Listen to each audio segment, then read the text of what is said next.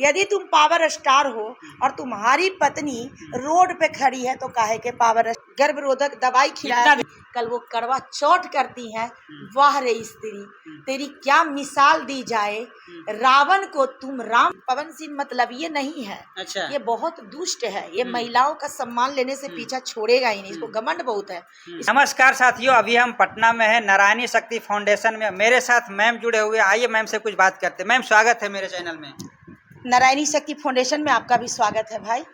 Ma'am अभी बहुत ज्यादा हाईलाइट में चल रहा है ज्योति सिंह और पवन सिंह, इस पे आप क्या कहना चाहते हैं? ज्योति सिंह गई थी लखनऊ पवन सिंह से मिलने के लिए। देखिए, अभी जो सोशल मीडिया पे ये जो मामला हाईलाइट हो रहा है, अच्छा। सबसे ही दुखद और बहुत ही शर्मसार कर देने वाला मामला कहीं न कहीं हाईलाइट हो रहा है। हाँ। क्योंकि बहुत सारी चीज़ें इस तरह का हाईलाइट होता है जो कहीं न कहीं बनावटपूर्ण होता है, लेकिन ये जो मामला सोशल मीडिया पे हाईलाइट हो रहा है, एक महिला का पीड़ा देखने को मिल रहा है। एक महिला को कहीं न कहीं पति के द्वारा सताते हुए देखने को मिल रहा है। तो मेरा ये कहना है, जो पति कोई साधारण पति वो नहीं है। खुद को अपने ही मुंह से बोलता है पावर स्टार, खुद को अपने ही वर्चस्व दिखाता है कि हम ये हैं वो हैं, और संपन्न व्यक्ति भी है।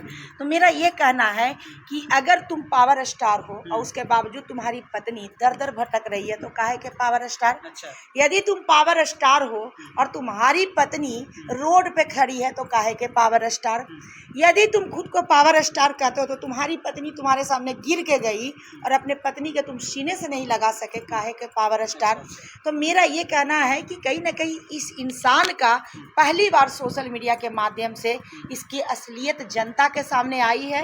और कहीं ना कहीं इसके कुकर्मों के वजह से हम लोग भी शर्मसार हो गए हैं कि हमारे देश में, हमारे बिहार में इस तरह का पुरुषार्थ भी रहते हैं जो अपने ही घर के इज्जत को नीलाम करके अपने वर्चस्व को दिखाते हैं, और कहीं ना कहीं खुद को पावर स्टार कहने के बावजूद भी अपने पति को, अपने पत्नी को रोड पर नीलाम कर देते हैं। पावर स्टार को सुरक्षा मिल गया जबकि वो पावर स्टार हैं। बिल्कुल, इस केस से बहुत लोगों का मतलब चेहरा जो है सो देखने को मिला है। कहीं ना कहीं हमारे माननीय जो प्रधानमंत्री जी हैं, जो बीजेपी का सरकार है, कहीं ना कहीं पवन सिंह को बीजेपी के द्वारा ही जिस तरह से एक मतलब कहता है सशक्त पुरुष को ही सशक्त किया गया, एक बलवान पुरुष को ही और बलवान बनाया गया।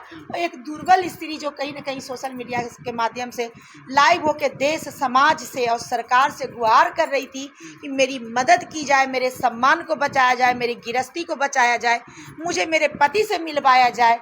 लेकिन न प्रशासन की नज़र खुली, न सरकार की नज़र खुली, और कहीं ना कहीं रोते भी लगते उस पीड़ा में ज्योति सिंह को छोड़कर पवन सिंह को और एक्स्ट्रा पावर दी गई। तो मेरा ये कहना है कि क्या हमारे सरकार ये चाहते हैं कि देश की महिलाएं ऐसे भीख मांगते रहे, सोशल मीडिया पे रोते रहे, और पुरुष का वर्चस्व इतना घमंड रूप ले ले कि अपने घर में आई हुई लक्ष्मी को ये कह के घर से निकलवा दे कि आपका मामला हम कोर्ट में डाल दिए हैं, हम आपको तलाक देने वाले हैं और अब हम आपको नहीं रखेंगे।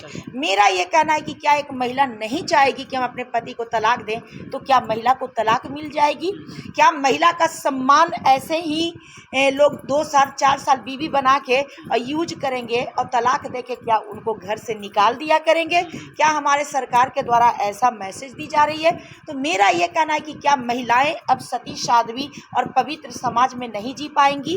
तो कई चीज़ इस केस के दौरान देखने को मिली है, सरकार की दोहरी नीति देखने को मिली है, और कहीं ना कहीं ये देखने को मिला है कि कहीं ना कहीं वर्चस्व और बाहुबली को प्रोटेक्शन मिलता है, लेकिन दुर्बल बेसहाय स्त्री को कहीं ना कहीं दर्द मिलता है। थाना के द्वारा केस करने का, FIR करने का धमकी दिया जाता है। एक तरफ किन के तरफ से? सरकार थाना के द्वारा। अच्छा। आप थाना प्रभारी के द्वारा, ज्योति सिंह लाइव होकर बात कर रही हैं। थाना प्रभारी बोल रहे हैं कि आपको थाना में आना होगा, नहीं तो हम आप FIR कर देंगे। वो महिला बोल रही है कि ठीक है, आप हम पे FIR कर दीजिए। अच्छा। लेकिन आप मेरी अरेस्टिंग का क्या उसको वारंट भी साथ में भेज दीजिएगा, उसके बाद अरेस्ट कीजिएगा। तो ये तो बहादुर ज्योति सिंह थी, पढ़ी लिखी शिक्षित महिला थी, जो इतने कंडीशन के सामना की, लाइव होकर अपने बहादुरी से अपने जीवन, अपने भाई के, अपने बहन के जीवन की रक्षा की।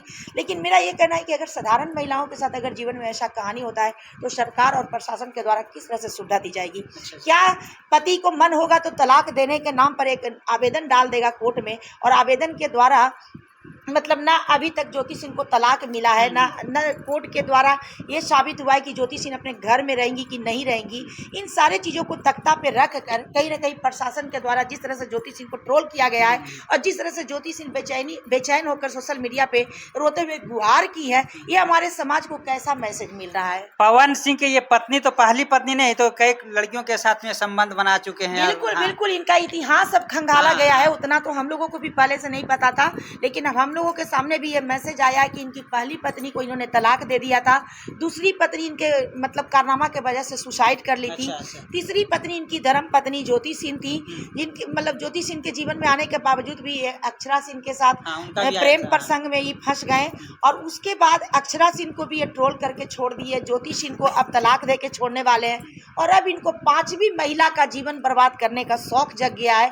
तो कहीं ना कहीं देश समाज पूरा देश की महिलाएं सरकार से हम लोग गुहार भी कर रहे हैं और सरकार को ये हम लोग बता भी रहे हैं कि आपकी दोहरी नीति अब हम सारी महिलाओं को समझ में आ गई है कि आप कहीं ना कहीं मुस्लिम परिवार में तलाक था, हिंदू परिवार में भी आप लोगों ने तलाक देके हिंदू महिलाओं के सम्मान को शर्मसार करने का प्रयास किए हैं और कहीं ना कहीं लिविंग रिलेशनशिप को बढ़ावा देके लिविंग रिलेशनशिप को बढ़ावा देके अब कुकर्म को कहता है चरित्रहीनता को लाइसेंस देके कहीं ना कहीं ये सरकार ये भी साबित कर चुके हैं कि सरकार के नज़रों में महिलाओं का कोई सम्मान नहीं।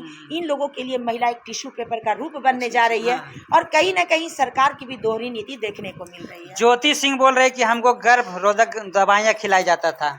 देखिए ज्योति सिंह को अगर ये देखने को मिल रही ज्योति सिंह अगर ये बात बोल रही हैं कि उनको गर्भरोधक दवाई खिलाया इतना दिन से छुपा करके रखे, तो ये बहुत अभी क्या हुआ है? अभी क्यों खुलासा कर रहे हैं? जब मान के चलिए कि आखिर क्या ऐसा घटना घटित हुआ कि ज्योति सिंह और पवन सिंह एक दूसरे से दूर हो गए। अभी तक ये राज आया है? नहीं आया है, इसलिए क्योंकि ज्योति सिंह अपना मुंह बंद किए चुनाव में प्रचार करने गए थे। उसको बेइज्जत किया गया, इतना बेइज्जत किया गया प्रशासन को भेजकर पवन सिंह के घर में कि उसका हृदय कराह गया और कराहपन में वो बोल बैठी कि ये इंसान ये तो मुझे दवा भी खिलाया था और मजबूरन मुंह से एक शब्द फिसल गया। अभी तो ज्योति जी के हृदय में पवन सिंह के कुकर्मों का सैलाब भरा हुआ होगा। जिस दिन वो उगलना चालू करेंगी ना ये इंसान का जीना दुश्वार हो जाएगा।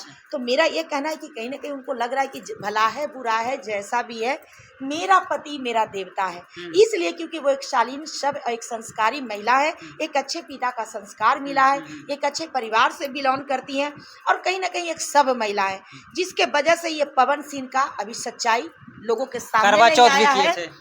और देख लीजिए इतने पीड़ा में रहने के बावजूद भी कल वो करवा चौथ करती हैं।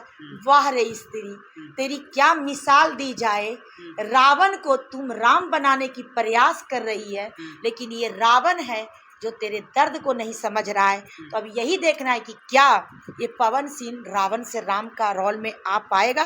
कभी नहीं आ पाएगा क्योंकि किरदार पूरी देखी जाती है लेकिन स्त्री रावण को राम रूप में पूज रही है। तो धन है स्त्री, धन है इसका सहनशीलता और धन है इसका क्षम रूप हृदय कि आज भी अपने पति को देव रूप में पूजा कर रही है। तो क्या कहें इस स्त्री के, तो हम जितनी प्रशंसा करेंगे कम करेंगे। और नीचे सी बात है कि कलयुग के सीता रूप में पहचानी जा रही है लेकिन क्या करे अभागन, इसको तो रावण से शादी हो गई है। अच्छा पवन सिंह मतलबी है, मतलब इलेक्शन में उनको बुला लिया गया था और फिर बीच में छोड़ दिया। जब इनका जरूरत पड़ा कि हम उनके साथ में रह करके चुनाव लड़े तब फिर ऐसा कारनामा करने लगे। देखिए पवन सिंह मतलब ये नहीं है। अच्छा। ये बहुत दुष्ट है, ये महिलाओं का सम्मान लेने से पीछा छोड़ेगा ही नहीं। इसको घमंड बहुत है, इसको लगता है कि महिला टिश्यू पेपर है क्योंकि ये महिलाओं का इज्जत नहीं करता है। अच्छा, अब मेरा ये कहना है कि इसके वजह से 4 महिलाओं का जीवन बर्बाद हो चुका है। अब देश बर्दाश्त नहीं करेगी क्योंकि जो भी महिलाएं बर्बाद हो रही हैं वो किसी की बेटी हैं, किसी की बहन है। तो अब पूरे देश के महिला ही नहीं पुरुष भी जागरूक हो चुके हैं और अपने देश की बहू बेटी और अपने देश के बहन को बचाने के लिए पूरे देश के भाई खड़े हो चुके हैं। तो अब एक राक्षस रूपी पवन सिंह का चलने वाला नहीं है और कलयुगी रावण को अब सुधरना होगा और नहीं तो कलयुगी रावण तुम्हारा विनाश भी तय है। अच्छा अगर जो अभी डिप्रेशन में जाकर के ज्योति सिंह आत्महत्या कर ली तो इसका जिम्मेवार कौन हो सकता है? कभी नहीं करेंगी और ज्योति सिंह करिएगा भी नहीं। एक तरह से आप बहुत खुश नसीब हैं कि पहली एक ऐसी स्त्री हैं जिनके लिए कहा जाता है कि सीता के समय में पूरे बंदर और पूरे देवसेना खड़े हो गए थे, और आपके लिए पूरे देश के महिला पुरुष खड़े हो गए हैं, और फिर ये बेटी अगर सुसाइड कर ले तो ये दुर्भाग्य इसकी होगी। अरे तुम कितनी खुशनसीब हो कि तुम्हारे एक भाई नहीं, लाखों करोड़ अरबों भाई तेरे लिए खड़े हैं। तुम कितनी खुशनसीब हो कि तुम्हारी एक दो बहनें नहीं, लाखों बहनें तेरे लिए खड़ी हैं। तो तुम्हें किस बात की डर है? डरने का वक्त उस राक्षस की है, तुम्हारी नहीं। इसलिए कभी भी कुछ गलत कदम नहीं उठाना है, आगे बढ़ना है। और जन स्वराज से यही कहना चाहेंगे कि ज्योति सिंह को टिकट दीजिए, ज्योति सिंह के सम्मान को बढ़ाइए, और एक गिरी हुई बेटी को जमीन से उठाकर आसमान पे बिठाइए। क्योंकि इस बेटी को अब जीने के लिए मात्र एक समाज ही बहाना है, क्योंकि इस बेटी को अपने पति के द्वारा ही इतना प्रताड़ित किया गया है, इतना जलील किया गया है, इतना गिराया गया है कि अब इस बेटी के साथ बस समाज ही खड़े हैं। और समाज को ज्योति सिंह की ज़रूरत है, और ज्योति सिंह को समाज की ज़रूरत है। तो ऐसी बेटी को सभी लोग सपोर्ट कीजिए, और ज्योति सिंह आप हारिए नहीं, आगे बढ़िए। बस यही शुभकामना के साथ हम अपने बातों को विराम देना चाहते हैं। दोस्तों वीडियो अच्छा लगा तो आप लोग वीडियो में कमेंट करें और शेयर करें। तब तक के लिए जय हिंद, जय भारत।